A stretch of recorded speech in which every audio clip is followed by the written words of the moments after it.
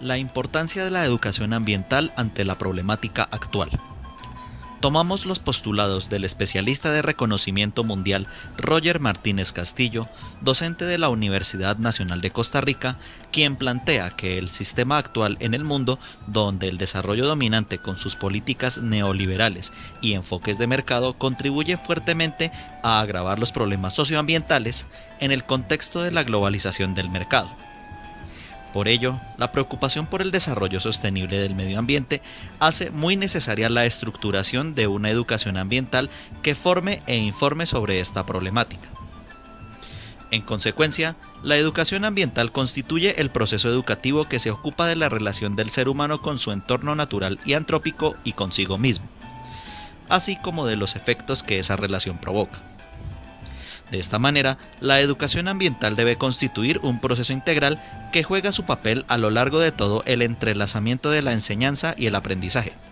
Por ello, es necesario establecer un proceso educativo que examine la relación de cualquier tema o actividad del ser humano, dentro de un análisis de la importancia o incidencia en la vida social, como es la parte pedagógica y su esencia política.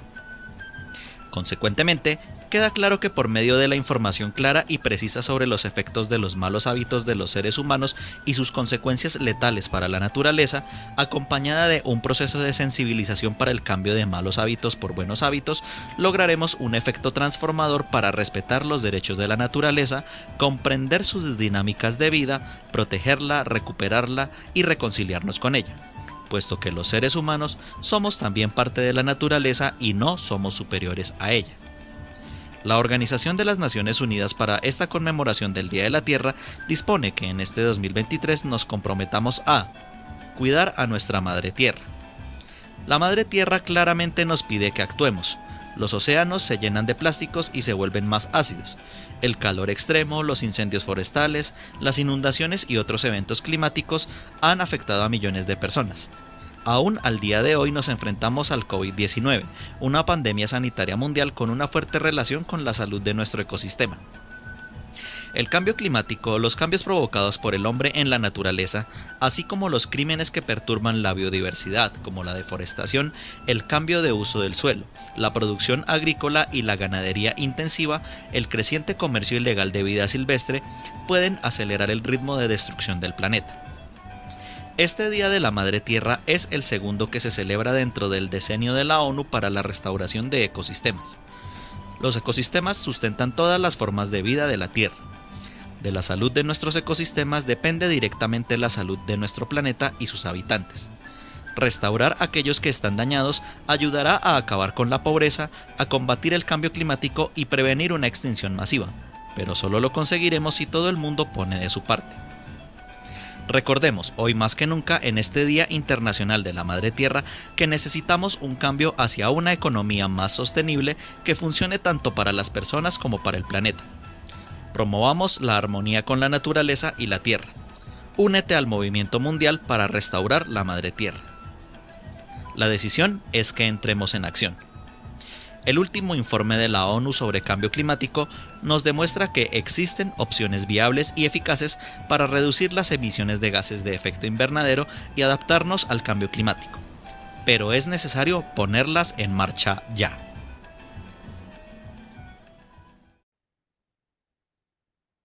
Amable audiencia de Vientos Estéreo y de Territorio Verde, muy buenos días. Para nosotros es muy placentero estar en este especial de El Día de la Tierra con ustedes y precisamente con una compañía muy especial. Tenemos a dos líderes reconocidos que hemos tenido acá muchas veces, el profesor Fernando Jaramillo y el profesor Miller Dusan, y también tenemos una invitada especial. Se trata de Angie Camacho. Ella es una arquitecta urbanista, estudiante de maestría en urbanismo integrado de la Universidad de Stuttgart en Alemania. Actualmente se encuentra realizando una tesis de maestría sobre el río Fucha desde la perspectiva de la ecología urbana. Angie, buenos días, bienvenida. Muy buenas tardes, don Pedro, y buenas tardes a nuestros invitados también. Eh, Me permito presentar a continuación a nuestros especiales invitados. Entonces, tenemos al profesor José Fernando Jaramillo. Bienvenido. Profesor de idiomas, coordinador en Mesa Ambiental Jericó, Antioquia, experto en el caso de la minera Quebradona de Anglo Gold Ashanti, que quiere imponer un distrito minero en el suroeste de Antioquia, en una zona que es patrimonio ambiental, destruyendo así la estrella fluvial. Entonces, bienvenido, profesor. Y también nos acompaña, por otro lado, el profesor Miller Dusan Calderón. Él es profesor titular de la Universidad Surcolombiana en cursos de pedagogía, epistemología, resolución de conflictos y asesor de prácticas pedagógicas. Es también fundador de la Asociación de Víctimas de la Hidroeléctrica El Quimbo, Asoquimbo, defensor del macizo colombiano de las malas prácticas de apropiación de tierras en EMGESA y ventas de bonos de carbono. Entonces, una gran bienvenida a los dos. Muchas gracias, Angie. Bueno, en el video introductorio que ustedes acaban de ver, profesores, queremos plantear dos situaciones. Lo que se ha venido adelantando en una de las personas que ha liderado el desarrollo ambiental de Costa Rica, que para nadie es un secreto en el mundo, el cuidado y la protección y los pasos que nos llevan algunos países como el nuestro, Costa Rica, y el contraste con las imágenes que presenta el video. Entonces, pues, con esa introducción, pues, les damos la bienvenida también, como lo acaba de hacer Angie, y preguntarles, profesor Fernando, ¿cómo entiende usted este video para poder iniciar con las preguntas? Bueno, en primer lugar, un saludo muy especial a todos los a los que están escuchando y viendo este conversatorio que tenemos acá con don Pedro Julio Aldana en la emisión más de Territorio Verde. Un saludo muy especial para Angie y para el profesor Milet.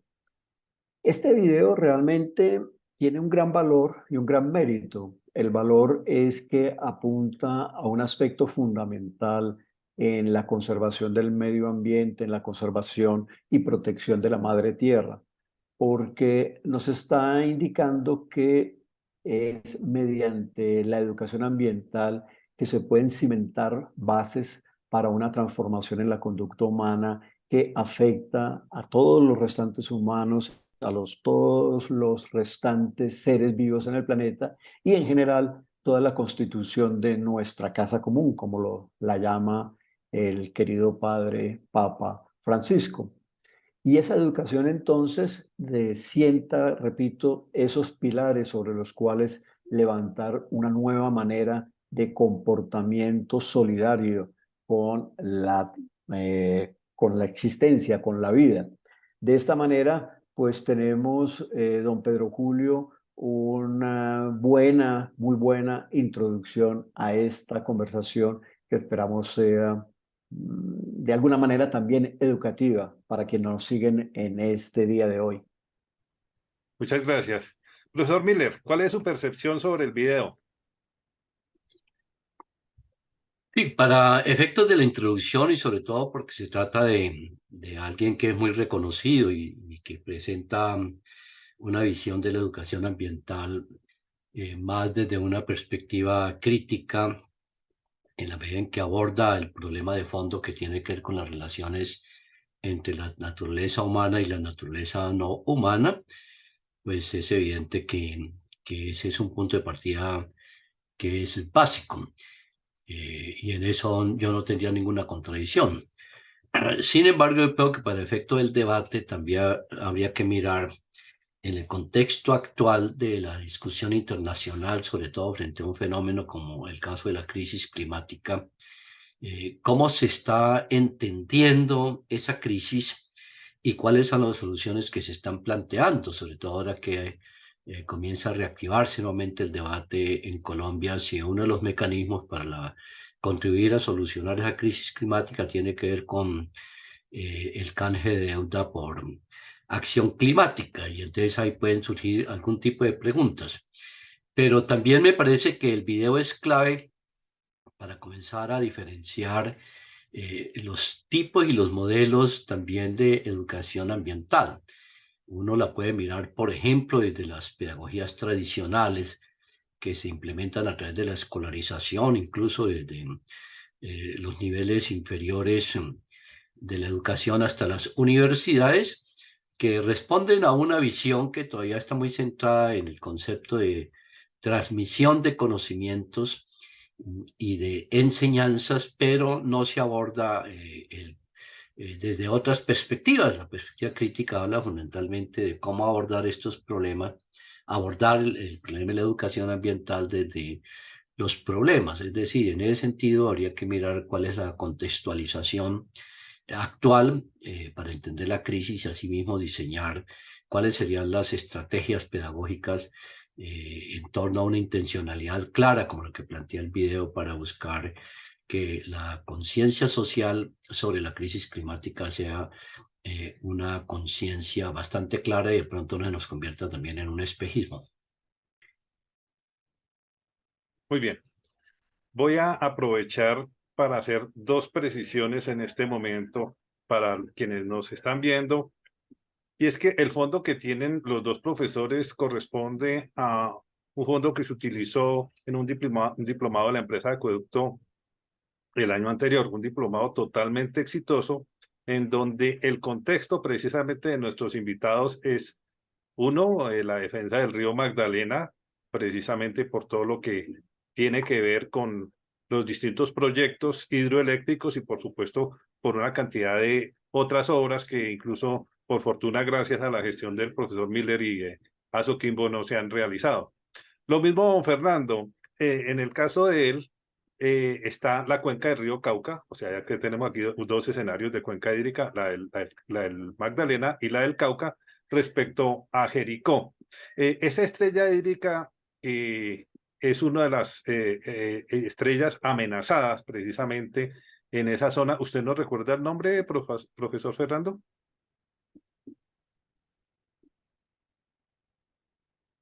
Tiene que activar el micrófono. Sí, la estrella hídrica que tenemos amenazada por proyectos de megaminería metálica se encuentra ubicada en una montaña que une nuestro municipio, Jericó, con el municipio de Támesis, ambos de Antioquia, en la parte del suroeste de este departamento colombiano. Y ese es un distrito de manejo integrado, Cuchilla Jardín Támesis, ese es su nombre. Pues está bajo esa amenaza, sí, don Pedro Julio. Muchas gracias. Bueno, la importancia de nuestros invitados no solo está por la gestión que vienen haciendo cada uno de los distintos escenarios, como lo acaba de presentar Angie, sino porque además son personas que han tenido que sufrir en carne propia todas las acciones brutales, no solo de los anteriores gobiernos, y lo vamos a decir con nombre propio, gobierno Uribe, gobierno Santos y gobierno Duque. Esa brutalidad administrativa ha sido también muy de la mano con la brutalidad administrativa de las multinacionales, y lo decimos con nombre propio, Anglo Gold Ashanti a través de la minera Quebradona y en el Engesa, que es una multinacional que también no solo está con la hidroeléctrica del Quimbo, Betania, sino también con los bonos de carbono en el macizo colombiano. Y aquí viene la primera pregunta. ¿Cómo lograr un cambio en los gobiernos que están comprometidos o que están comprados, y vamos a decirlo también de forma muy clara y directa, por la corrupción o son negligentes e irresponsables? Ahí estos grandes gobiernos del mundo están muy de la mano con las grandes corporaciones, que aquí las llamamos multinacionales, pero también en cada país hay grandes empresas que están pues precisamente muy comprometidas con eso. Entonces iniciamos con usted, profesor Fernando. Bueno, la corrupción es un fenómeno que tiene avasallado nuestro país desde hace ya varias décadas y parece ser este un proceso en crecimiento que corresponde también a la manera como la sociedad colombiana se ha adaptado a esta práctica política y administrativa.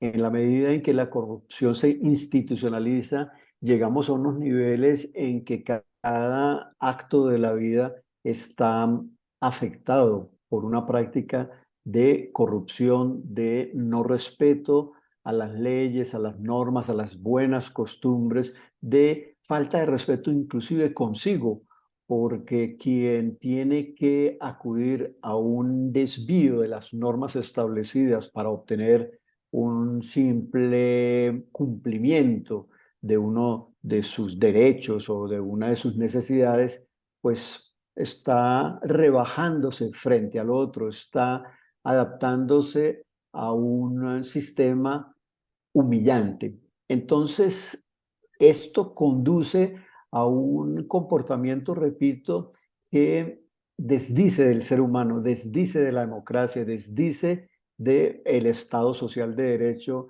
en el que pretendidamente nos encontramos.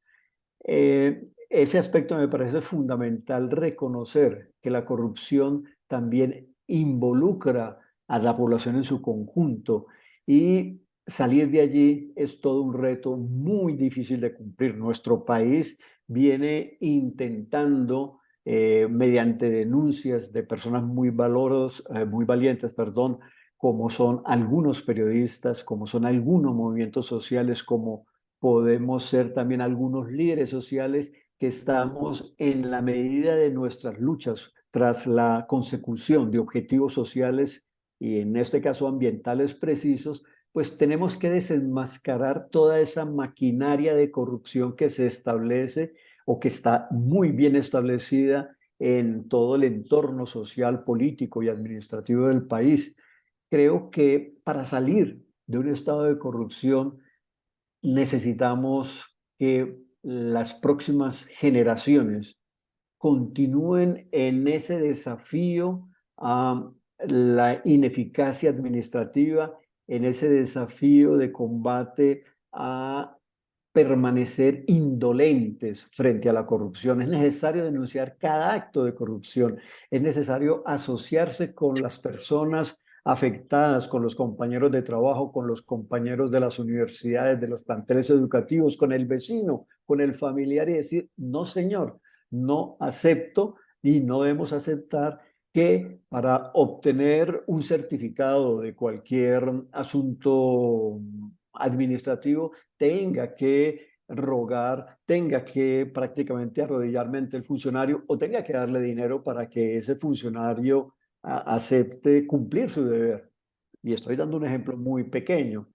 Si nosotros podemos lograr conciencia en torno al rescate de nuestra dignidad, combatiremos efectivamente esa práctica. Es un combate de largo plazo, pero creo que radica exactamente en una actitud ciudadana. Somos nosotros los ciudadanos en nuestro comportamiento diario quienes podemos derrotar la corrupción e ir creando un ambiente de respeto a los derechos humanos, un ambiente de respeto con la naturaleza, porque si yo mismo no me respeto como ser humano, pues poco me interesa la naturaleza, poco me importa el otro. Si yo, que soy el primero afectado, no lucho contra la corrupción, pues no voy a hacer nada por los demás, ni por el medio ambiente, ni por nadie. Esa es mi percepción, don Pedro Julio. Profesor Miller, Yo considero que la corrupción es un fenómeno complejo y eso implica que es estructural y sistémica. Y ninguna teoría que se puede aplicar en toda esa dimensión de complejidad. Por eso hay que analizarla y combatirla de manera integral desde las perspectivas económicas, políticas, sociales y culturales, y sobre todo en el actual contexto de lo que se llama la crisis civilizatoria. Ahora, en términos generales, los teóricos coinciden en que la corrupción tiene que ver con la apropiación privada de los recursos públicos para satisfacer las ambiciones personales o de supuesta superioridad social. Ahora, decía que es estructural y sistémica y como tal, pues persiste, a pesar de que usted puede establecer normas para sancionar, por ejemplo, todas las actividades de corrupción, pero además se resiste. Mejor lo estamos viendo hoy en el contexto actual frente a las mismas reformas.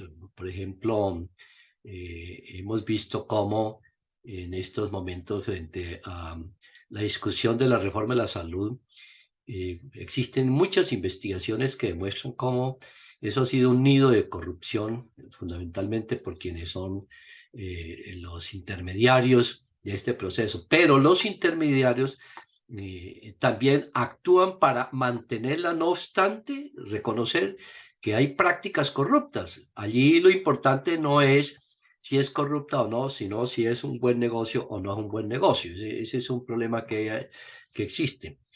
Pero a mí me parece que hay que mirarla como fenómeno cultural. Alguien introdujo aquí el término, incluso la vi en Jorge Garay, que decía que aquí es determinante lo que llaman la cultura mafiosa. Y no solo nos estamos refiriendo a las prácticas generadas por el narcotráfico, que pues no se pueden descartar, son fundamentales, sino que hay formas de comportamiento, por ejemplo, el individualismo, el afán de enriquecimiento ilícito, eso de que por lo general en estas elecciones escucha uno a políticos que dicen hay que aprovechar el cuarto de hora, o también en el común de las personas que está internalizada esa idea de la corrupción, donde ya se dice, bueno, no importa que tal político haya robado, con tal de que haya hecho obras. Entonces ya la diferencia es, todos roban, pero hay algunos que no obstante roban, entonces la corrupción parece que fuera beneficiosa en la medida en que realizan obras. Ahora, hay distintas percepciones, por ejemplo, se habla también de las teorías esas institucionales, donde pues plantean que la corrupción se arraiga en las organizaciones, en las instituciones y en la sociedad, y que esto no se puede conocer, que es inherente al sistema político y todas sus instituciones. También está relacionada con el problema de la competitividad, y yo pienso que hoy el problema es mucho más complejo porque en el contexto global el contexto global donde se impone ya un modelo que hace que haya cambiado las estructuras de los estados. Por ejemplo, yo hablo mucho de los estados corporativos.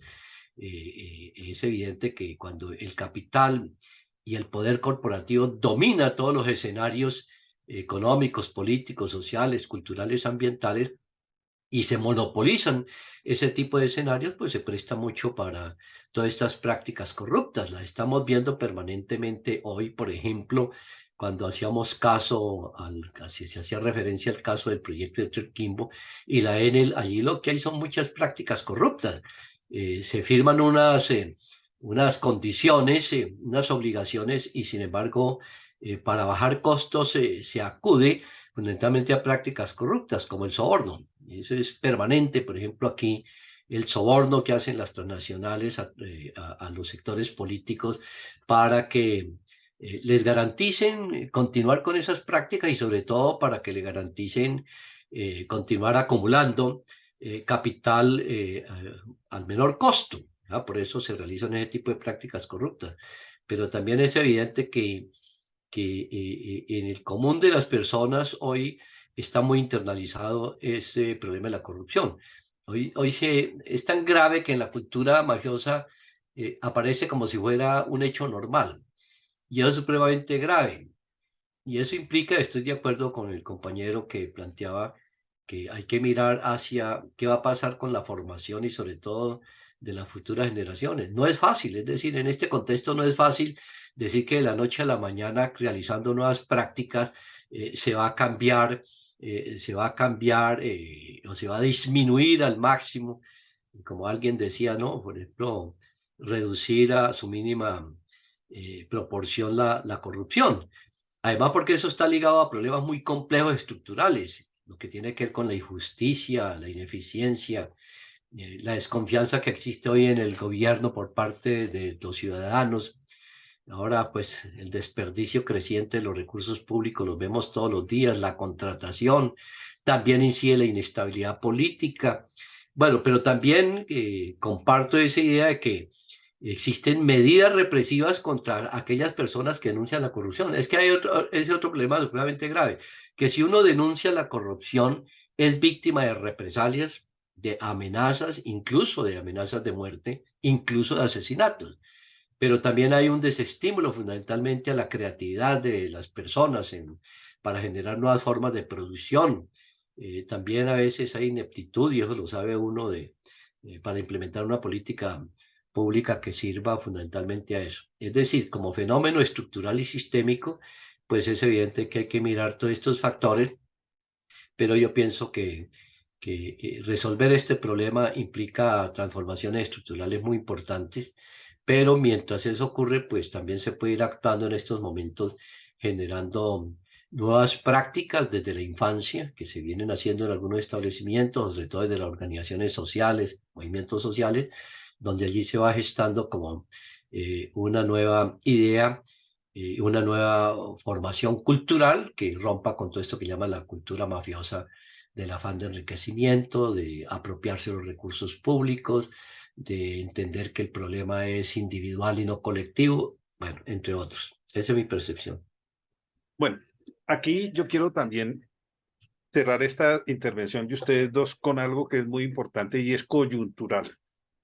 Recordemos que hace unos meses tuvimos la oportunidad en Territorio Verde, profesor Fernando, con usted y con el exalcalde Jorge, no me recuerda el apellido, Jorge Pérez. Jorge Pérez, y ese día pudimos revelar en vivo y en directo cuál es la situación del código minero y cómo las multinacionales se llevan más del 95%, entre el 95 y el 97% de los recursos naturales, y fuera de eso, por el tema de la confianza inversionista, las multinacionales son beneficiarias de devolverle lo que ellas tributan, es decir, prácticamente llevan todo completo sin nada a cambio. Ese tipo de situaciones obedecen a que ha sido tan grande y tan grave la situación de corrupción en Colombia que han cambiado normas, han creado normas y el código minero es una prueba de ello. Ese código minero, ustedes lo pueden ver en ese programa y en otro que presentamos con el padre Javier Giraldo sobre una audiencia que se dio en el Congreso de la República, se dio en el Congreso y ahí quedó demostrado en el mismo Congreso de la República los temas tan extremos de cómo han cambiado las normas a favor de las multinacionales.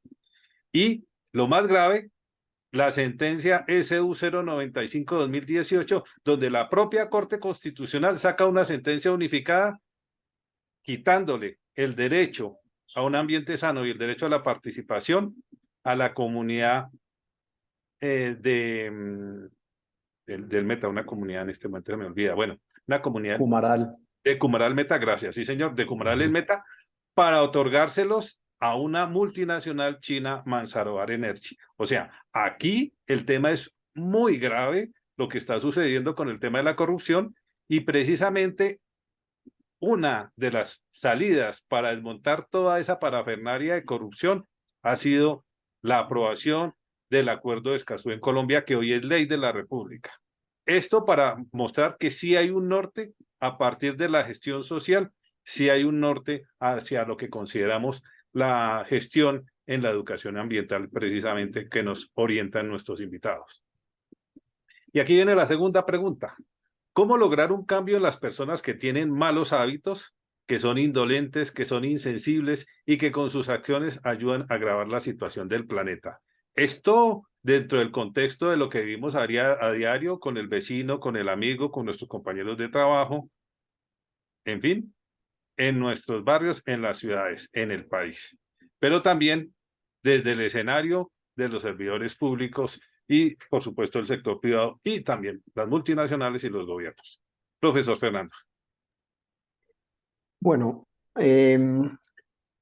esta gama tan amplia de lugares, de situaciones, de espacios en los que se produce la corrupción y la inquietud que tenemos una parte de la humanidad pequeña en Colombia, mayor en otras organizaciones sociales, me refiero a países, a naciones donde la corrupción no tiene esa injerencia en cada acto de la vida, nos lleva a plantearnos no solamente la disposición individual de las personas para tener un comportamiento ético, un comportamiento digno, un comportamiento que podríamos también decir simplemente de ciudadano normal.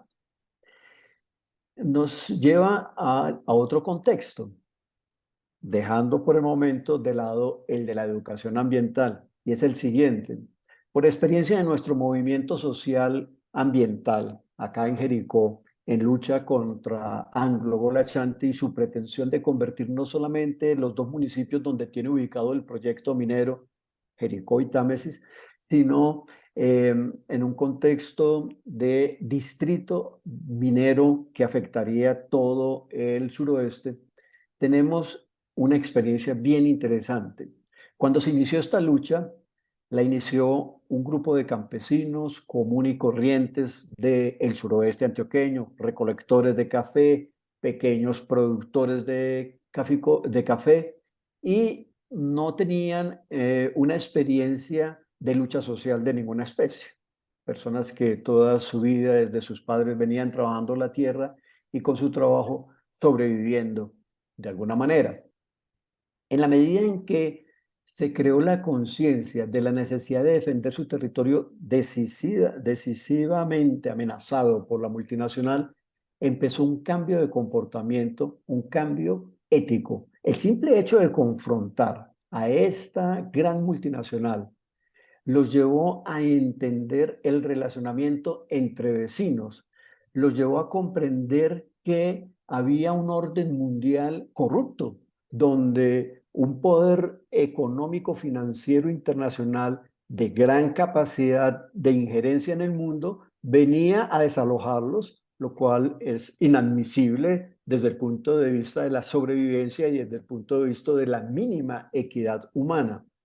Esta confrontación con la realidad los llevó también a tener unos comportamientos diferentes e empezaron a entender que era necesario ampliar la defensa no solamente frente a la multinacional, sino frente a las mismas condiciones de vida, y ya se preocuparon por los alimentos sanos y ya se preocuparon por confrontar al gobernante local y decirle: oiga señor, pero ¿y usted qué es lo que está haciendo? Cuál es su función aquí?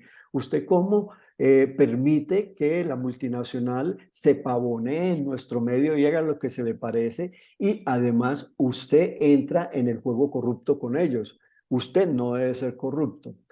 Con eso lo que quiero significar es lo siguiente: ¿cómo logramos frente a estos individuos y empresas que tienen un comportamiento abiertamente corrupto, cómo los podemos confrontar?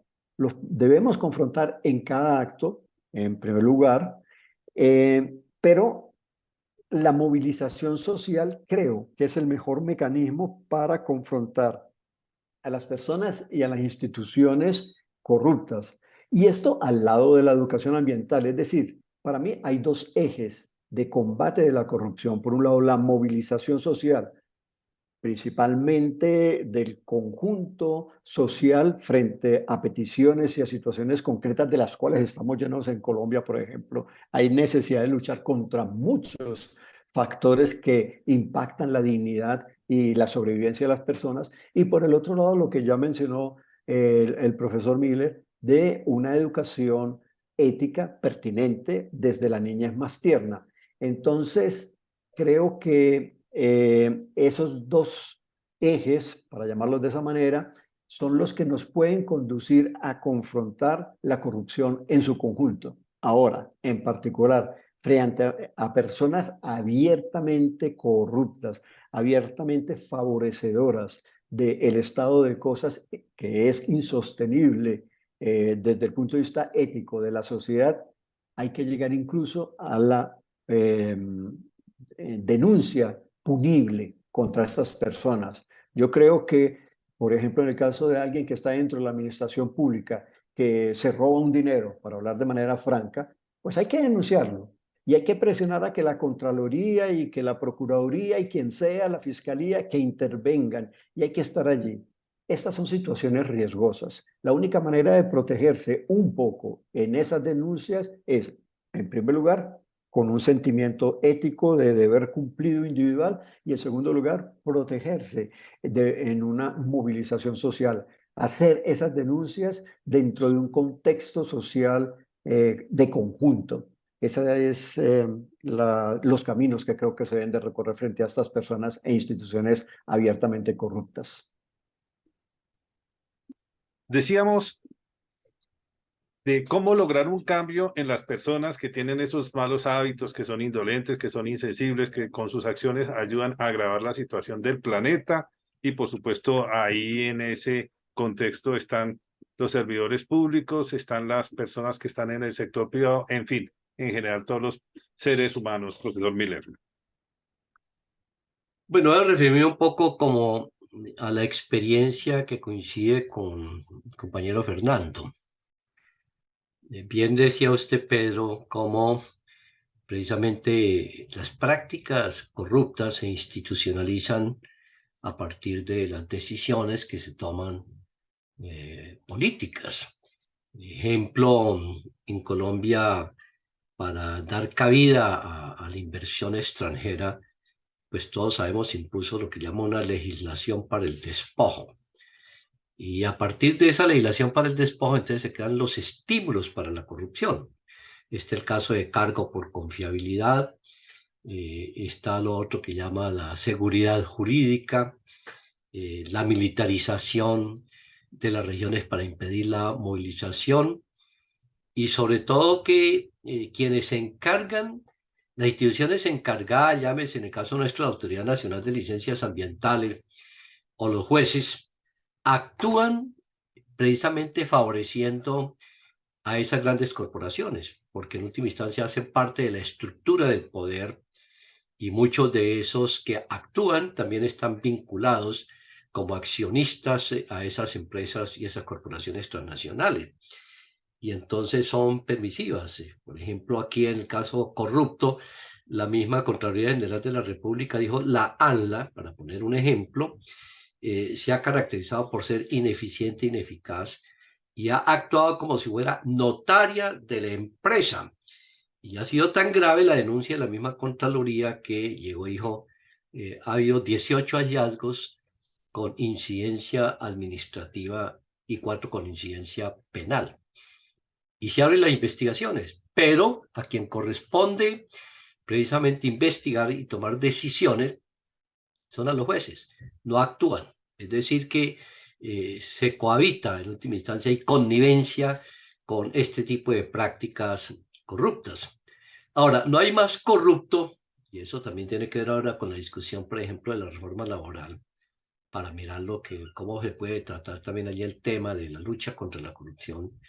No hay formas más corruptas que la apropiación. Ya decíamos una parte, por ejemplo, la apropiación de los servicios naturales que llaman servicios ecosistémicos por parte de las empresas transnacionales a partir de negocios como bonos carbono, pero también no solo son ese tipo de prácticas que se realizan a través de esas corporaciones tradicionales, sino también las prácticas que se gestan desde los estados, desde los gobiernos, como planteaba ahora el problema de los sobornos, de cómo actúan a cambio de dádivas, que es corriente fundamentalmente a través de estas corporaciones.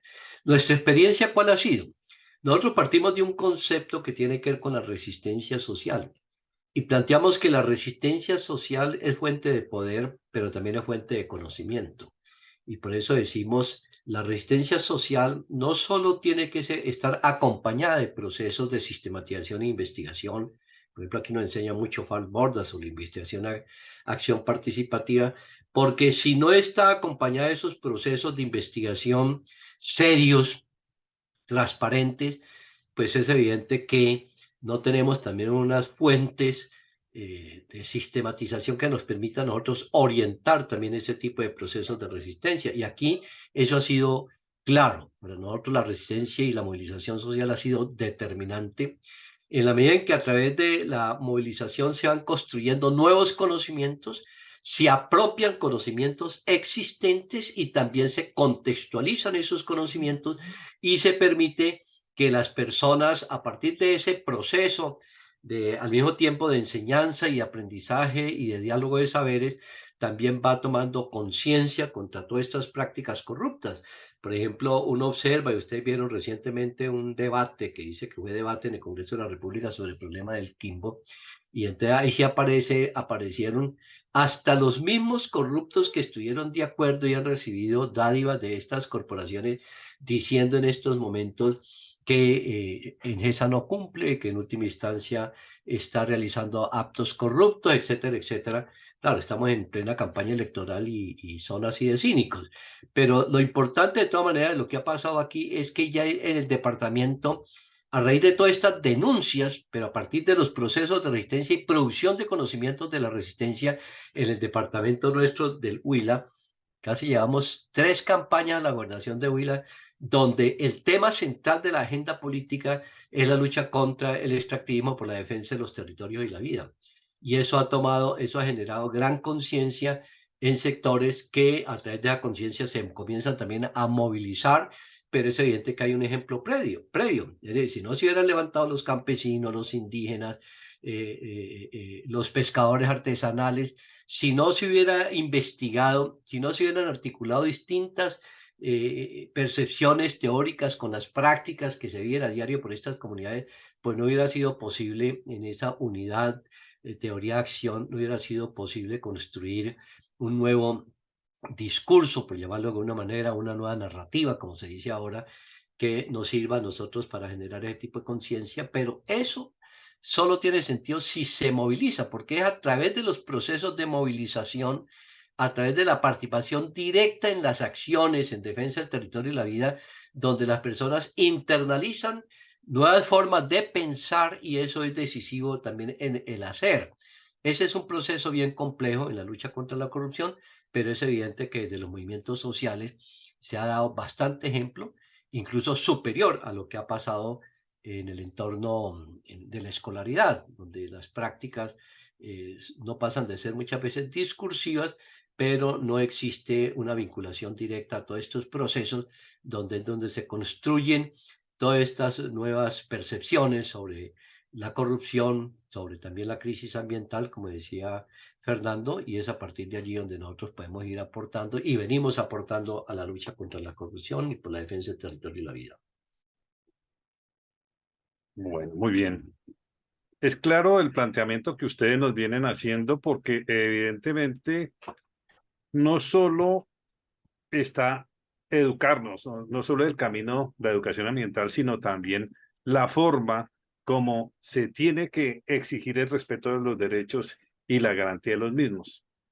Entonces, aquí entramos a nuestra tercera pregunta. ¿Sí es la educación ambiental la mayor carencia que hoy tiene la humanidad? Y si es así, ¿qué hacer, profesor Fernando? Bueno, a ver, lo primero que habría que hacer es cuestionar a la misma educación ambiental, qué se entiende por tal y qué se realiza, en este caso en Colombia, para poder circunscribirnos a algo conocido y reconocido. ¿Qué significa la educación ambiental por parte de la institucionalidad educativa? Doy un ejemplo. De nuevo, la situación que viven las comunidades, porque creo que nosotros, cuando hablamos de problemas sociales, deberíamos, en la medida de lo posible, referirlo siempre a casos concretos específicos, porque pues lo social no es etéreo. Lo social se materializa en grupos humanos que están teniendo una práctica de convivencia entre ellos y con otros grupos y por tanto es allí donde podemos comprender los fenómenos sociales. Aquí en Jericó, la educación ambiental, en parte, es impartida por Anglo-Gola Ashanti. Ellos han logrado, a través de la corrupción, tema que estamos tratando de fondo, han logrado que las directivas de algunos centros educativos les faciliten a ellos llenar ese espacio de educación ambiental.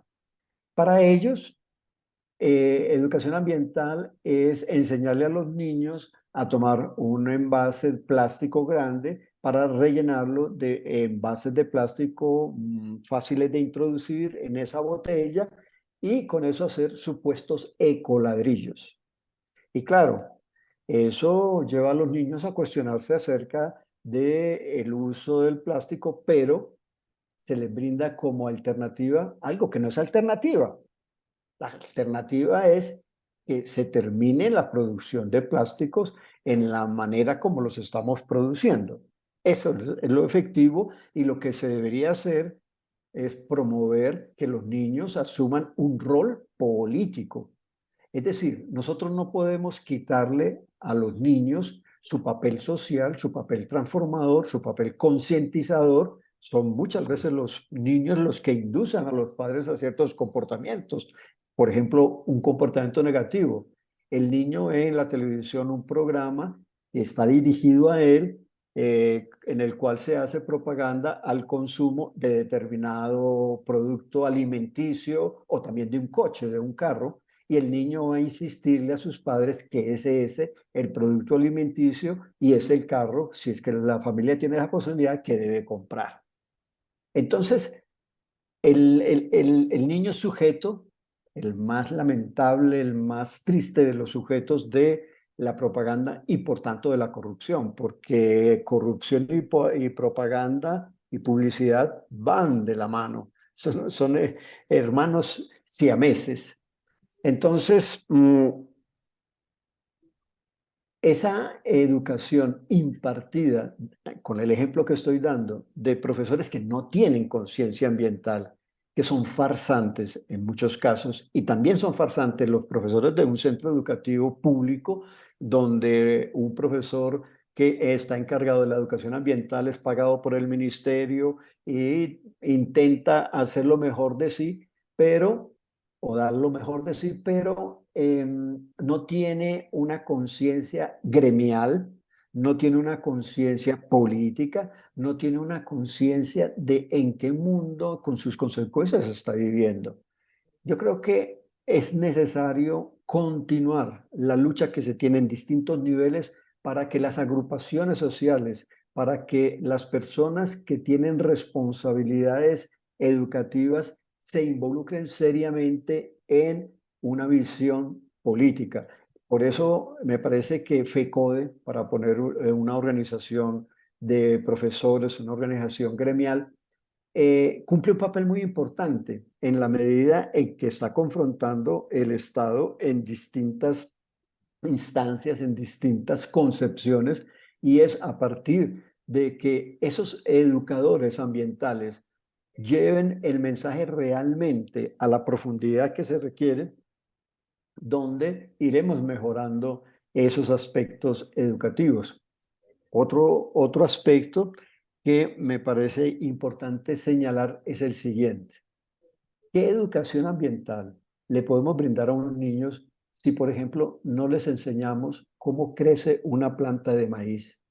Si no los llevamos a un entorno natural, si queremos proteger la naturaleza, si queremos salir de la destrucción de la naturaleza, que es una de las condiciones también de la corrupción o una de las consecuencias de la corrupción, tenemos que llevar a los niños a un contacto lo más cercano posible con la naturaleza, pero no a contemplar los pajaritos, pero no a oler el aroma de las flores, lo cual es válido, sino a que esa naturaleza requiere una interacción productiva también como subsistencia para los seres humanos. Si nosotros les enseñamos a los niños lo que se hacía en otro momento de nuestra historia, cultivar una huerta escolar, alimentarse de ella parcialmente, etcétera, si ese contacto no es profundo, se convierte en una farsa más, en un centro recreativo como el que tienen en el Quindío, por la parte cafetera, donde hay animalitos y demás, lo cual pues sí, tiene la panaca, tiene alguna utilidad, pero es un aspecto casi recreativo, contemplativo, que no se involucra con la verdadera necesidad del ser humano, y es interactuar de manera solidaria con la naturaleza y a través de esa interactuación obtener la posibilidad de sobrevivencia. Entonces, sí, eso yo los dejaría esos elementos hasta ahí. Muchas gracias. Profesor Miller. Bien, voy a agregar algo a lo que se acaba de plantear que comparto plenamente. Hoy en día se habla de distintas visiones sobre el problema de lo ambiental.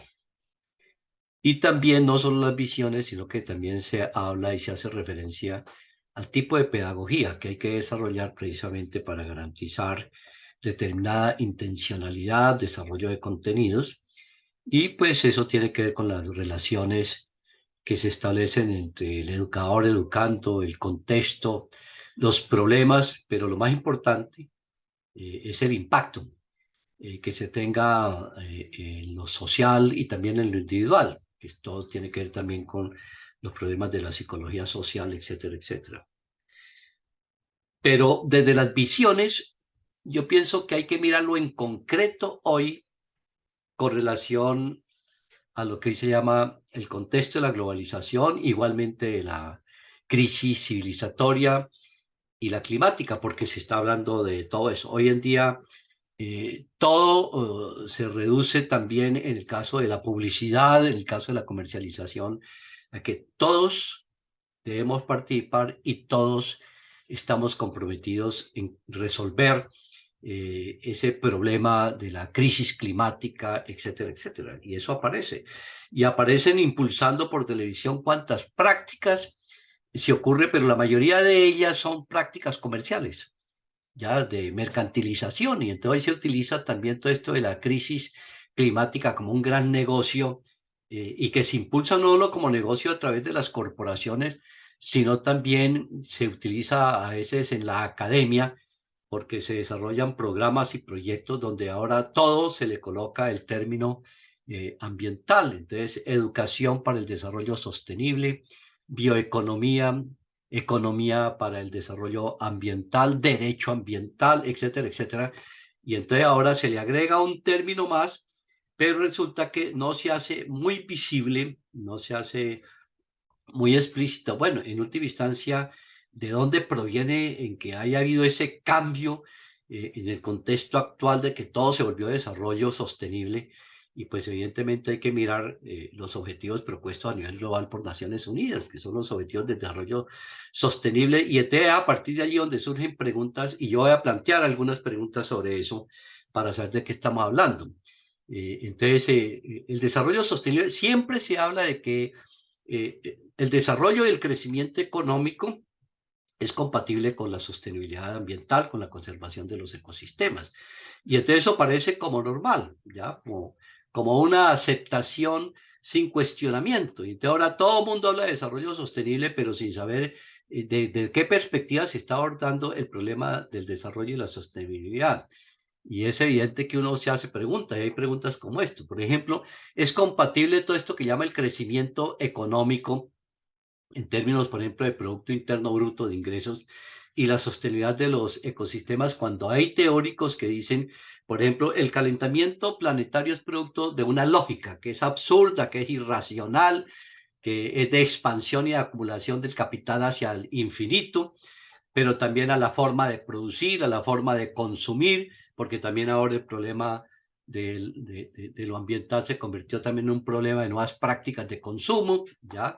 De promover nuevos tipos de productos que ahora todos se volvieron ecológicos y ambientales, pero resulta que la búsqueda de ese afán de la ganancia, pues es totalmente contradictoria, como dicen muchos académicos, con una racionalidad ecológica que usted sabe toma en cuenta la temporalidad larga de los ciclos naturales. Bueno, allí entonces uno dice, bueno, eh, las mismas corporaciones transnacionales y muchas organizaciones no gubernamentales vienen sobre todo desarrollando ese tipo de visión sobre el problema de las relaciones del sujeto, del ser humano, con la naturaleza no humana. Y eso se viene imponiendo como práctica generalizada, donde no parece que hubiera contradicción, como que todo es válido, ¿ya? Y sobre todo en este contexto que llama la modernidad, posmodernidad, como que todo es válido, y entonces el problema es simplemente de cómo se interpretan las cosas y resuelto el problema. Entonces voy a mirarlo dentro del contexto actual. Por ejemplo, hoy en día se habla, a raíz de todo el debate que hay sobre la crisis climática, y el problema de la conservación de los ecosistemas, se habla mucho del capital verde. Incluso ya hay teóricos que hoy en día retoman nuevamente a Keynes en el Green New Deal, en el New Deal, que es el keynesianismo verde, y que hoy se plantea como el Green New Deal. ¿ya? Que es como una nueva solución socialdemócrata, pero en el contexto actual, esas soluciones que plantean están mediadas por la financiarización, por la deuda pública, también por la militarización de la naturaleza, que se consigue como un simple activo estratégico, también porque hay una percepción de la economía que hoy en día se introduce el término también de la bioeconomía desde la perspectiva del mercado, que en última instancia tiene un sustento teórico, que es cómo apropiarnos de las funciones de la naturaleza, en este caso la fotosíntesis, el ciclo hídrico, el aire, toda la riqueza genética, donde se reduce todo esto a simples servicios ecosistémicos. Es de, la naturaleza ya no es un bien natural común, sino que es un servicio, y como es un servicio, pues es un activo financiero para la acumulación de capital, y es evidente que a nivel imperial, pues se viene imponiendo esa visión a nivel general. Y claro, en el contexto actual yo estaba revisando en estos días, a raíz de todo este debate sobre cambio, canje de deuda por acción climática, estoy revisando algunos textos y vi uno muy importante que yo llamo la atención, que hay que leerlo para entender todo este fenómeno que estamos hablando, que llama Orden Ejecutiva para abordar la crisis climática en el interior y en el extranjero, que es del 2021 del presidente Biden. Y dice, aquí tengo algunas cosas que he sacado. Las consideraciones climáticas son un elemento esencial de la política exterior y la seguridad nacional de los Estados Unidos, que le permitirá ejercer su liderazgo frente a la crisis climática global a través del desarrollo. Y escuche muy bien, una estrategia sobre cómo se puede usar la voz y el voto de los Estados Unidos en las instituciones financieras internacionales, incluido el Grupo del Banco Mundial y el Fondo Monetario Internacional, para promover programas de financiamiento, paquetes de estímulos económicos, iniciativas de alivio de la deuda y un plan para promover la protección de la selva amazónica y otros ecosistemas críticos en colaboración con quién, con el secretario de Estado, el administrador de USAID, el director ejecutivo del DFC, que sirven como sumideros, y aquí viene el problema, como sumideros de carbono global, incluso a través de mecanismos basados fundamentalmente en el mercado.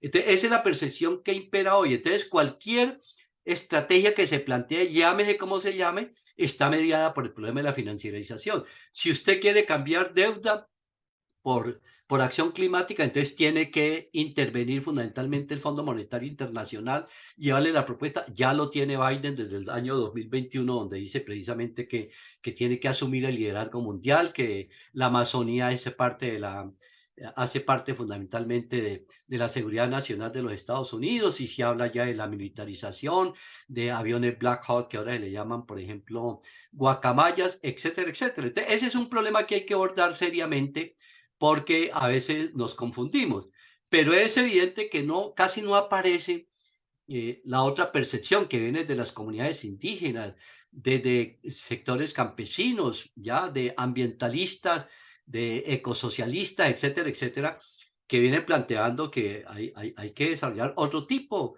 de estrategias. Incluso ellos critican esas estrategias, nos dicen, todas estas estrategias empresariales son deliberadas, que buscan distraer la atención de la necesidad urgente e innegable de eliminar las emisiones de combustibles fósiles y profundizan la financiarización de la naturaleza. Es una crítica que hacen las comunidades indígenas, que además dicen, todo esto se reduce a carbono comercializable, que en última instancia reducir la naturaleza y la riqueza, la diversidad de los bosques, todo esto de los humedales, etcétera, pues a simples sumideros de carbono, pues la situación es supremamente clara, y pues eso entra dentro del negocio de la financiarización. Entonces, si esto es lo que se está desarrollando a nivel global y eso es lo que se viene para América Latina, pues ustedes pueden imaginar cómo van a ser las orientaciones fundamentalmente de la formación ambiental en las escuelas, los colegios, muchas ONG, ¿ya? Que muchas de ellas ya están muy satisfechas con los anuncios que se hacen, que ahora vamos a tener suficientes recursos, que estos cambios ya son suficientes, y entonces uno dice, bueno, ¿y qué va a pasar con las comunidades y los pueblos indígenas que están hablando, por ejemplo, de la soberanía de sus territorios, de la autodeterminación de sus territorios, cuando ahora lo que está planteando es que para desarrollar todas estas estrategias hay que entrar fundamentalmente a buscar una gobernanza? Hoy es gobernanza de todo, gobernanza del agua, etcétera.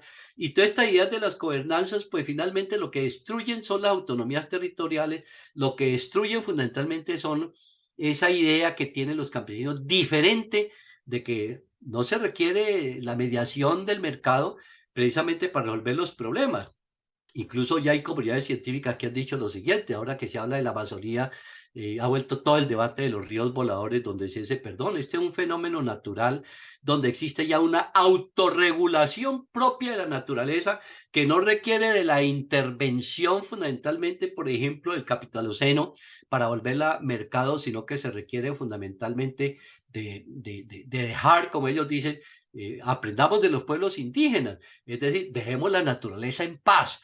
Pero es que ahora es cómo nos apropiamos de la naturaleza, cómo entra a mediar el sistema financiero internacional bajo el supuesto de que el problema fundamental es que si se reducen los bonos carbono, ya incluso con prácticas y simples procesos tecnológicos, entonces se va a solucionar el problema de la crisis mundial, de la crisis climática, y no se aborde en absoluto las relaciones económicas, las relaciones de poder, el extractivismo como causa que tiene que ver con eso en la época de la globalización, etcétera, etcétera.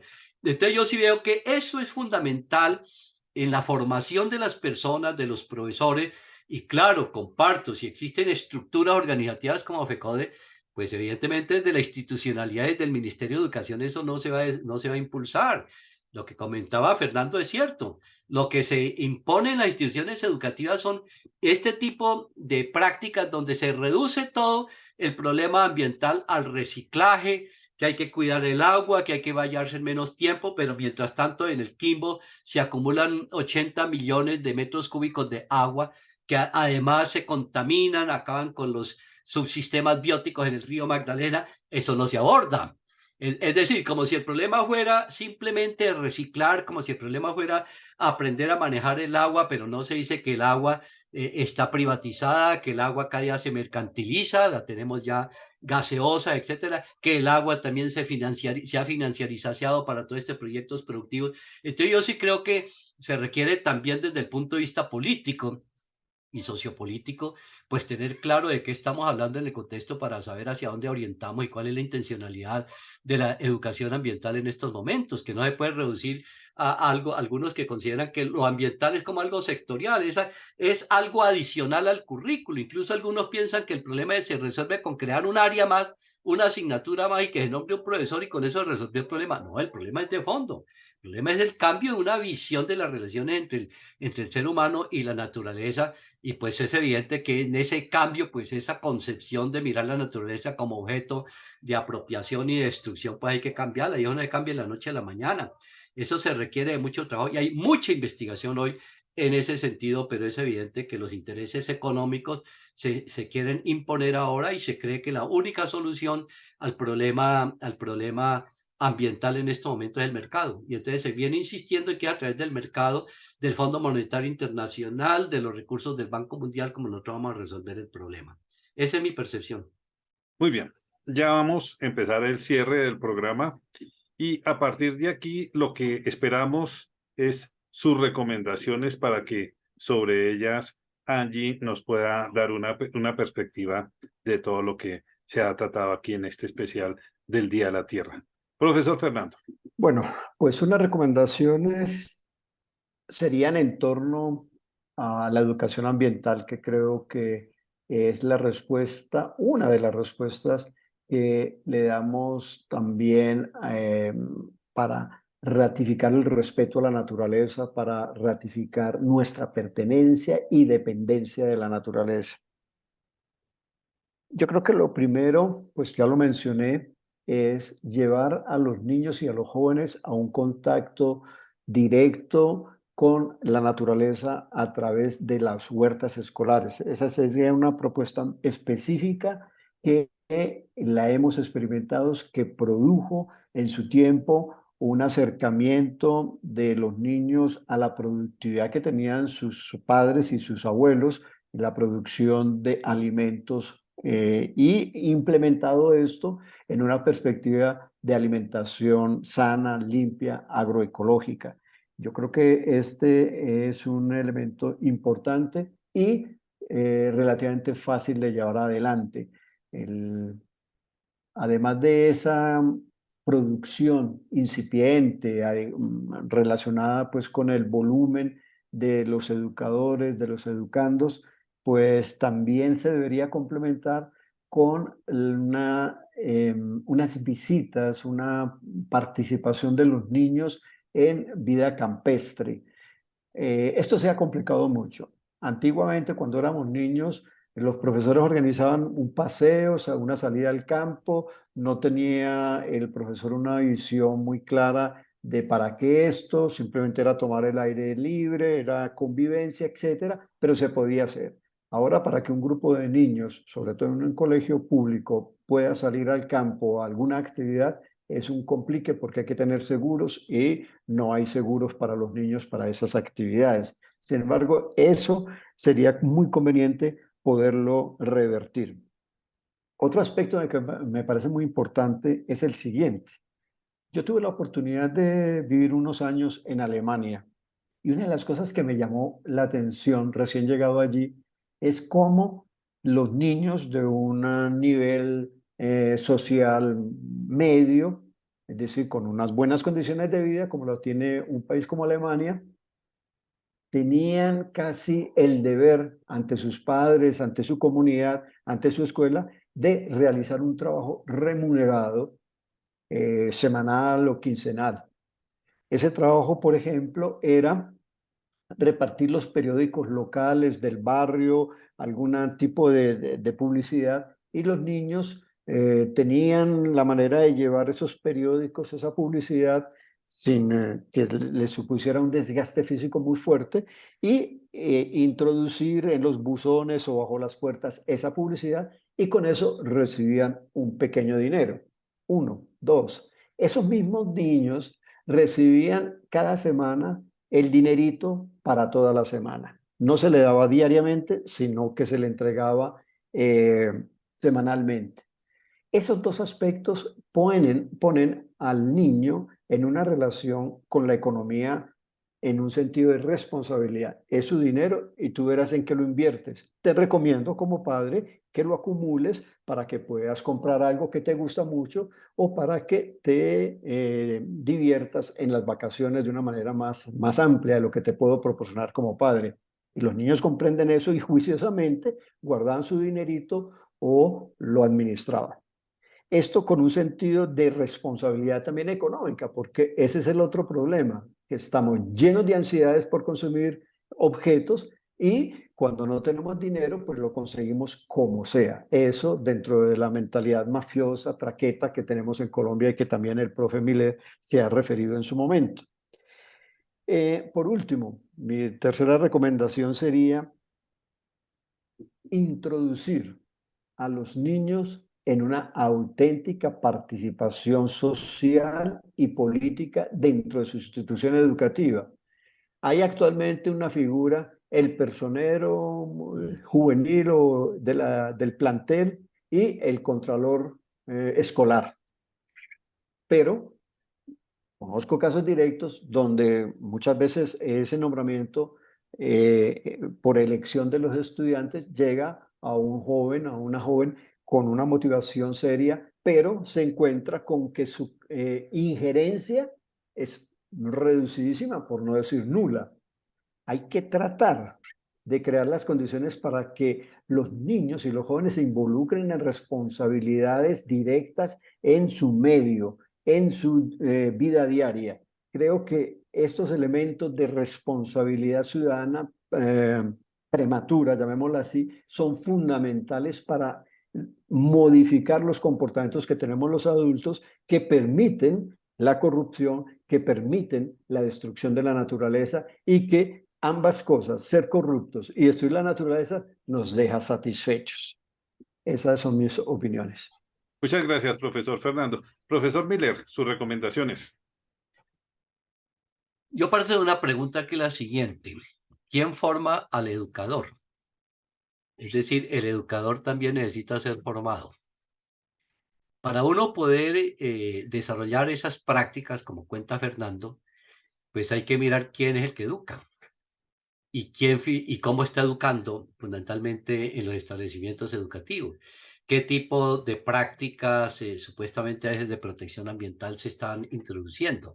Y ahí viene una discusión también que tiene que ver con la formación, sobre todo en las facultades de educación y sobre todo en el nivel, por ejemplo, infantil. Es decir, ese es clave para mí el nivel infantil, sobre todo en las facultades de educación, desde el punto de vista de generar una concepción y una visión distinta fundamentalmente de lo que es, de lo que hablábamos ahora, de las relaciones del sujeto con la naturaleza, también que es un sujeto de derechos.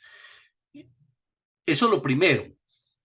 Y eso no es fácil, porque en las instituciones escolares ahora lo que se vienen imponiendo son nuevamente los currículos programados. Volvemos otra vez a las prácticas de la programación y entonces ya vienen todos los textos elaborados y fundamentalmente el profesor ahora vive pendiente de los diseños, de los microdiseños en las facultades y en las escuelas y cómo se controlan si está cumpliendo con el microdiseño o el diseño que se viene imponiendo desde el Ministerio de Educación. Así la Ley General de Educación diga que hay libertad, sobre todo para el desarrollo de los proyectos educativos institucionales, etcétera, etcétera.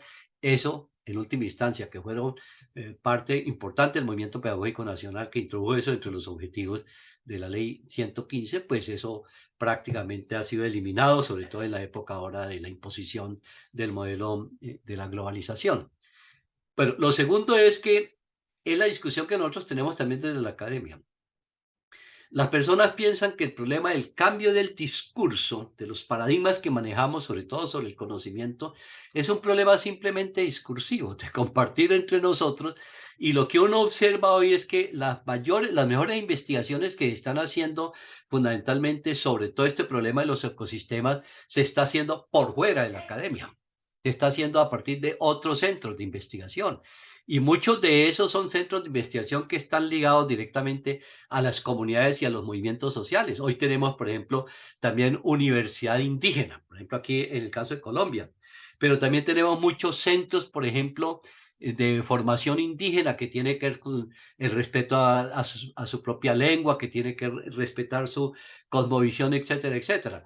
Y entonces, si no hay un diálogo al mismo tiempo entre estos docentes que se forman en la facultad y los que están en las escuelas, con este tipo de comunidades difícilmente se va a cambiar la concepción. Y menos cuando se impone desde el currículo escolarizado, menos si se impone desde la institucionalidad. Y allí pues es evidente que hay un problema de orden social, de organización y un problema político, hay que decir la verdad. Es decir, si no existe fundamentalmente una organización que sea como la mediadora entre el pensamiento y la acción, difícilmente se puede desarrollar eso. Es decir, y yo recuerdo muchas de nuestras prácticas, nosotros no aprendimos todo eso que estamos debatiendo ahora en la universidad. Eso lo aprendimos en círculos de formación académica por fuera de la universidad. Y yo creo que fue más el aprendizaje que nosotros tuvimos en los debates nuestros con las diferentes percepciones del marxismo que había, por ejemplo, aquí en Colombia, pero aprendimos y debatimos. Pero también impulsamos las movilizaciones sociales, así fuéramos sectarios en defender cada uno de sus consignas, pero ahí había aprendizaje, había un debate, había una discusión.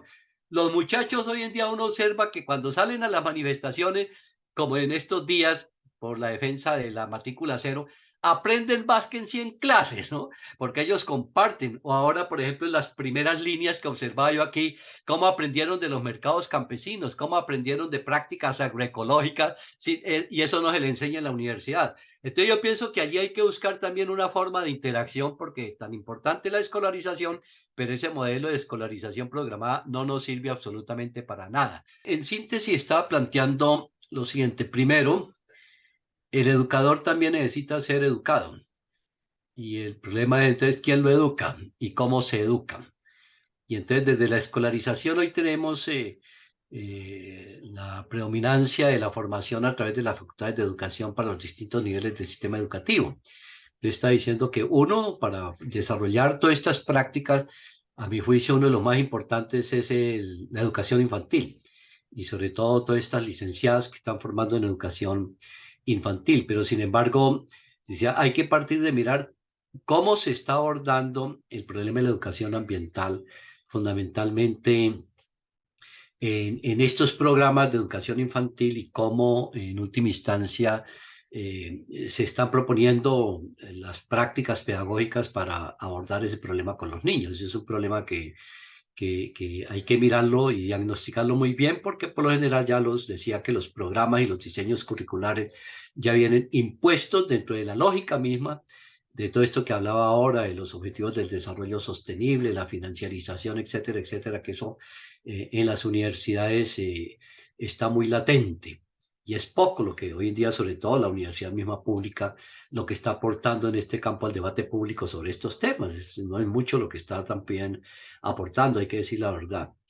Lo segundo que planteaba es que se vienen realizando procesos mucho más importantes desde los movimientos sociales, de las organizaciones sociales, como organizaciones de indígenas, campesinos, organizaciones de ambientalistas, defensores del territorio, etcétera, donde allí se ha venido construyendo sobre todo una pedagogía crítica que se apoya en prácticas como la investigación participante, la educación, la investigación acción participativa, y pues es evidente que ese modelo de pedagogía pues es fundamental porque integra de una vez el problema concreto, es decir, la vivencia concreta con la reflexión no solo a nivel teórico, sino cómo eso en diálogos saberes se articula con las experiencias mismas de esas comunidades.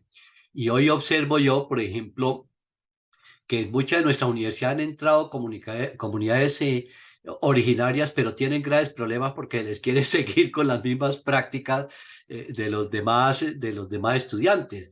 Yo pongo un ejemplo, yo dicto también Historia, Educación y la Cultura, y siempre veo que los programas tradicionales se imponen un mismo modelo. Entonces yo con mis estudiantes de las comunidades digo, no, ustedes van a investigar fundamentalmente cómo están abordando ustedes, por ejemplo, la educación indígena, la educación ambiental, y ustedes le enseñan eso directamente a los otros estudiantes. ¿Qué es eso de la Pachamama? ¿Ya? Entonces sus exposiciones y su investigación se centra en eso, ¿ya? Que me parece que ahí puede entrar en un diálogo, y yo he visto que ese diálogo es muy importante porque los otros estudiantes que no conocen ese tipo de experiencias muchas veces genera asombro, ¿ya? Cuando escuchan eso, dicen, no, aquí hay otra filosofía que hay que incorporarla y sobre todo aprenderla para desarrollar ese tipo de prácticas. Entonces yo también tengo que ver con recomendaciones, cómo hay que buscar incorporar fundamentalmente todas estas prácticas externas. En el caso de la experiencia del proyecto Directo del Quimbo, nosotros llevamos líderes formados incluso que han participado en muchos talleres de contextualización, de transición energética justo, que van a la universidad y hacemos foros con ellos, ¿ya? Foros con ellos. Y entonces los grandes expositores son esas comunidades, muchas con segundo de primaria, ¿ya? Y usted viera la solvencia con que presentan, ¿ya? Sus narrativas, porque ellos han vivido su experiencia, y entonces cuando a la universidad llegan y le dicen, no, es que vamos a darle un curso de derechos humanos, y dicen, mire, no pierda el tiempo con nosotros, que nosotros ya más o menos los perdimos todos, ya sabemos de eso, y nosotros lo que necesitamos en este momento es cómo organizarnos precisamente para recuperar eso que nos vulneraron. Ese es otro tipo de experiencia. O alguien que en la universidad llegaba y decía, no, pero es que hay que introducir la problemática de género porque es que los hombres allá en las comunidades son un poco de machistas, indígenas y todo. Y yo le decía, ¿por qué no les preguntan a ellos si han cambiado las relaciones, por ejemplo, familiares a partir de la experiencia de la resistencia y la movilización social? Y resulta que hoy tenemos estudios que demuestran cosas como estas, que es bueno tenerlas en cuenta, que las mujeres han asumido el rol de resistencia más importante que los hombres. En el caso nuestro tenemos incluso una experiencia riquísima, 50 mujeres con quien hicimos también una experiencia fotográfica de sus percepciones sobre lo que es la lucha de resistencia, y cuando se habla no necesita ni siquiera preguntarle cómo han cambiado las relaciones, sino que ellas mismas dicen, bueno, entonces estas experiencias en una movilización donde teníamos que trabajar la olla colectiva, ya el problema no era que yo para la cocina y usted sentarse a esperar que le sirviera, sino que aquí compartíamos todo. Incluso me llamaba mucha atención que enseñaba que en un momento determinado levantamos una resistencia de esa y algunas personas comenzaron a llorar. Y entonces yo le decía, bueno, ¿pero qué pasó? Dijo, profesor, pues estábamos muy felices aquí. Le dije, ¿pero por qué? Porque aquí había olla comunitaria, aquí había desayuno, almuerzo y comida, y resulta que ahora se acabó esto y entonces vamos a seguir aguantando hambre. Entonces, como la resistencia al mismo tiempo era un escenario de sobrevivencia y de nuevo desarrollo de prácticas. Otra muy importante que tuvimos aquí como recomendación fue en el levantamiento popular, donde trajimos lo que llaman los mercados campesinos. Y aquí cerca de la universidad, en un puente también, que también le llamaba de la resistencia, ¿no? De la acción. Entonces, traímos los campesinos del Quimbo, ¿ya? Incluso daban charlas de cómo era la producción, cómo se destruyeron sus cultivos por parte de las transnacionales. Es decir, que vendían sus productos, pero previa conferencia, ¿ya? ¿Qué otras prácticas están? ¿Cómo están permaneciendo en sus territorios con nuevas prácticas después de haber sufrido el desalojo, el ecocidio que se dio en ese tipo de lugar? Y yo recuerdo que al final de una conferencia a mediodía, llegó un campesino, me dijo, oiga, ¿por qué no seguimos en esto? Le dije, ¿por qué? Y dije, porque es la primera vez que en 2 horas vendo 1.800 pesos en plátano, 1.800.000 que antes no lo había logrado vender. Digo, y resulta que aquí ese mercado, excelente. Además, nosotros, ¿qué es lo que hicimos? Estimulamos un poco conseguirle el transporte para que lo trajeran, ¿ya? Y la resistencia dejó pasar fundamentalmente a todos estos campesinos. Entonces, todas esas prácticas, por ejemplo, prácticas yo la vengo haciendo desde niño porque nosotros nos acostumbraron a eso, ir al mercado comunitario, al mercado campesino. Yo voy, por ejemplo, aquí a zonas como San Agustín, donde primero llego a desayunar, es en el mercado hermoso que es en San Agustín, ¿no? Buena comida, ya incorpora usted, hay sí una nutrición que es básica para la salud humana, pero además hay productos de todo, donde usted puede gozar productos de calidad. Entonces uno dice, esas también son prácticas de eso. Y lo que la gente, recuerdo, me recordó mucho las granjas nuestras en las escuelas antes, ¿no? Que de todas maneras uno ya tenía una zona ya, y un surco de protección, ¿no? Entre varios, ¿no? Ahí sembraba, ahí iba a cuidar todos los días, ahí tenía una idea distinta de la necesidad de la productividad y ese cuando uno produce es un creador y entonces eso genera identidad al mismo tiempo en las personas porque el problema de la identidad también tiene que ver con una construcción de esas prácticas que desarrollan donde ya no es el problema simplemente el consumismo, porque el consumismo se impone, pero precisamente porque no se están generando prácticas productivas como ecología, etcétera. Mire, que los muchachos hoy en día sí que les encanta cuando en la universidad que vayan al campo y que les enseñen, por ejemplo, agroecología, que aprender esas artesanías de las comunidades indígenas, se la pasan tejiendo hasta en el salón, hay que decir la verdad. De Profesor, eso discúlpeme. me parece muy importante en ese diálogo de saberes y en ese intercambio tan importante que tenemos con estas comunidades y por eso yo reivindico mucho la resistencia, no solo como fuente de poder, fuente de conocimiento, sino que permite un diálogo vital entre academia y sectores externos, donde allí está para mí como una esperanza de ir construyendo un mundo y un empoderamiento de los excluidos. Muchas gracias, profesor. Bueno, Angie, ya te doy la palabra en este cierre de este especial de El Día de la Tierra. Bueno, mil gracias y mil gracias a los profesores. Yo me voy a permitir resaltar algunos puntos mencionados a riesgo de obviamente omitir dentro de todo lo dicho aspectos muy importantes. Entonces, primero quisiera resaltar el papel de la educación ambiental y dentro de lo discutido por los profesores, la necesidad de cuestionarnos cómo se está haciendo esa educación ambiental, cómo se puede diversificar, por ejemplo, incorporando eh, conocimiento de agricultura, cómo se puede evaluar el impacto que está teniendo. Quisiera agregar de pronto no solo en niños y adolescentes, sino también en otros grupos y me gustó mucho, por ejemplo, la incorporación ahorita de la mención a el aspecto de género y la diversificación que eso implica, cómo los diferentes géneros y las diferentes grupos etarios se comprometen con el medio ambiente de forma diferente.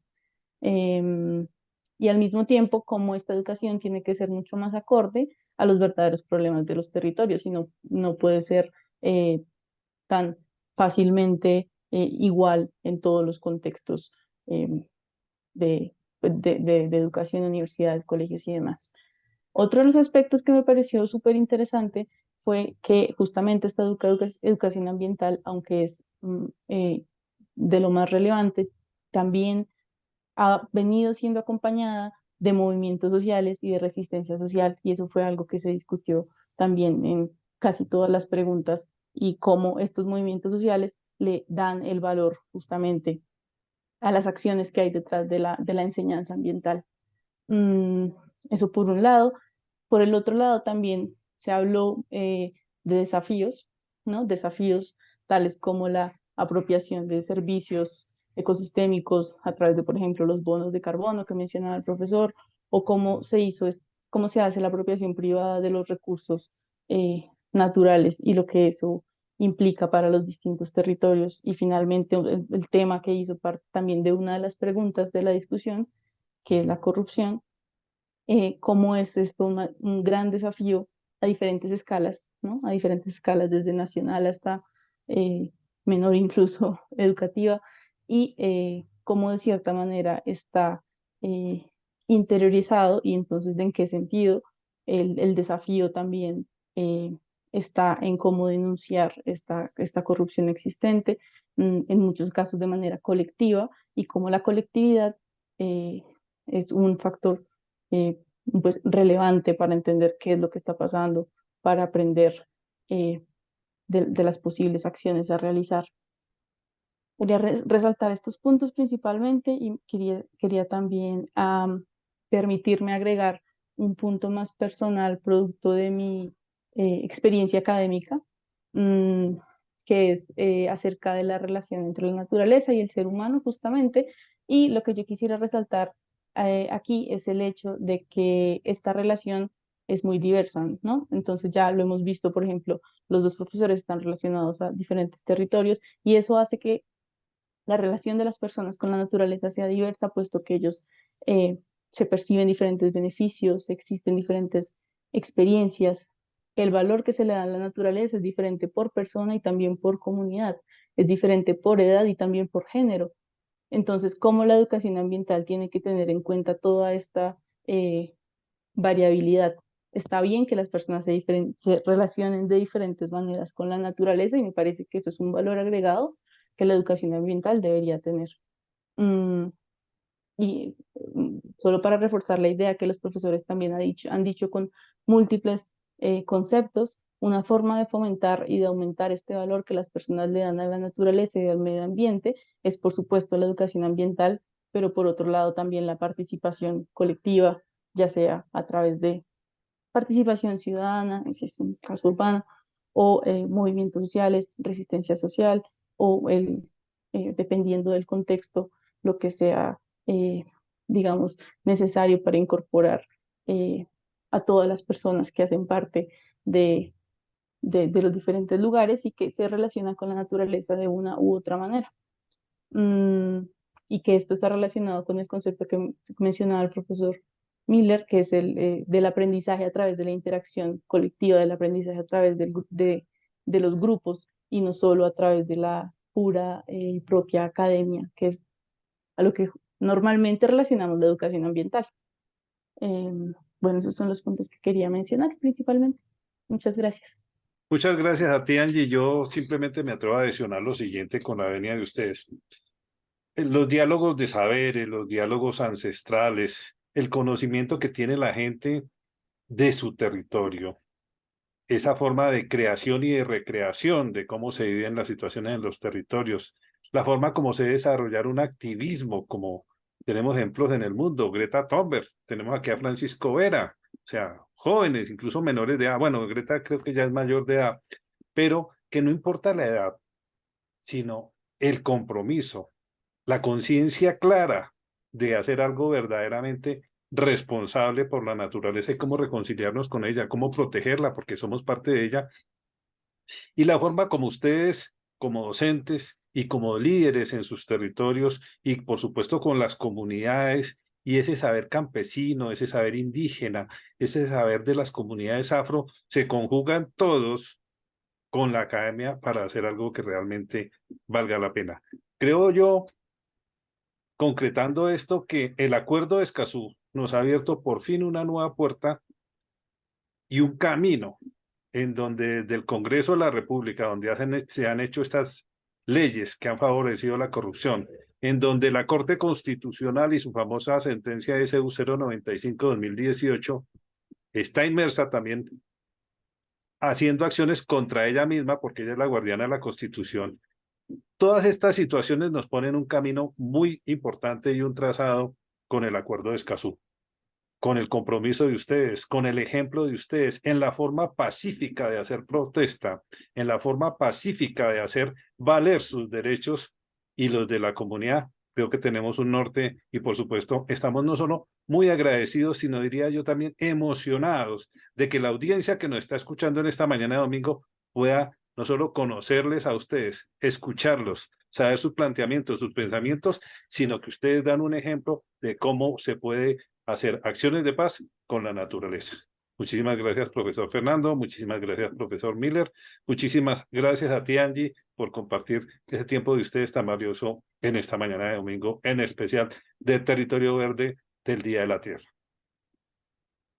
Muchas gracias también a Angie, a Fernando, a Pedro, y que la pasemos bien y sigamos peleando. Igualmente, muy agradecido de haber compartido con ustedes este rato. Y sí, seguimos viviendo, Sí, viviendo. sí. Vida es lucha. Ok, Muchísimas gracias también por la participación. muy bien. Gracias a todos. Feliz domingo. Ok, Ok. felicidades.